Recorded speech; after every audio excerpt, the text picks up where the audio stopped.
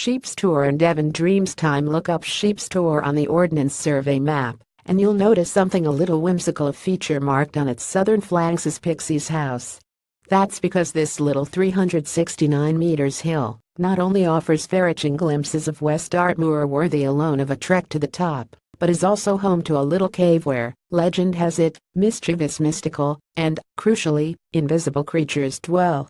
Finding it, hidden among the other granite shards that litter the slopes, is a challenge in itself, but when you do, see if you can work up the courage to squeeze your way inside.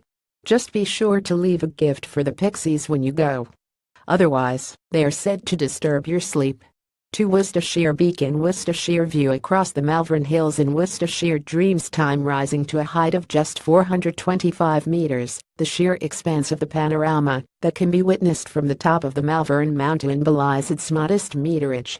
From the Shropshire Hills to the Bristol Channel, and even the city of Birmingham, both the man-made and the natural can be spied from its summit. Not only that, but you'll be gazing at not one, not two, but 13 counties. Also, due to an old bylaw, locals are allowed to graze cattle on its slopes, so you might spy the friendly black Galloway cattle as you wander, as they graze the grass in their delightfully haphazard way. 3 Roseberry topping, Yorkshire Roseberry topping. Phoebe Smith. Back in 1736, a young boy, aged around 8, decided to climb this the affectionately named it's only a mere 320 meters high Yorkshire Matterhorn. On reaching the top, he was so inspired by the experience, the feeling of achievement, after setting and realizing a goal, not to mention the views he gained from the top, that he decided he wanted to explore the world.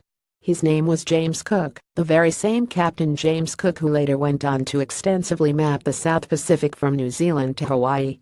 If you're feeling the need to reinvigorate your own wanderlust, there couldn't be a more fitting place to head to for a Sunday stroll. You may start in northeast England, but who knows where it will lead you.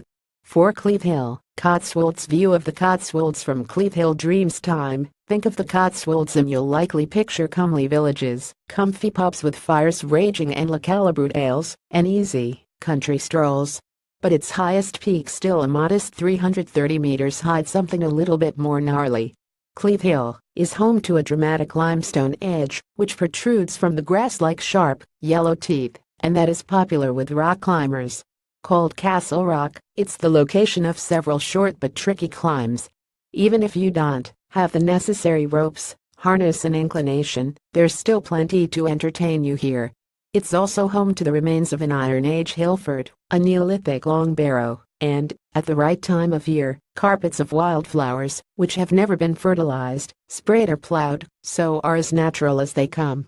Keep your eyes peeled too for adders, longworms and an abundance of butterflies.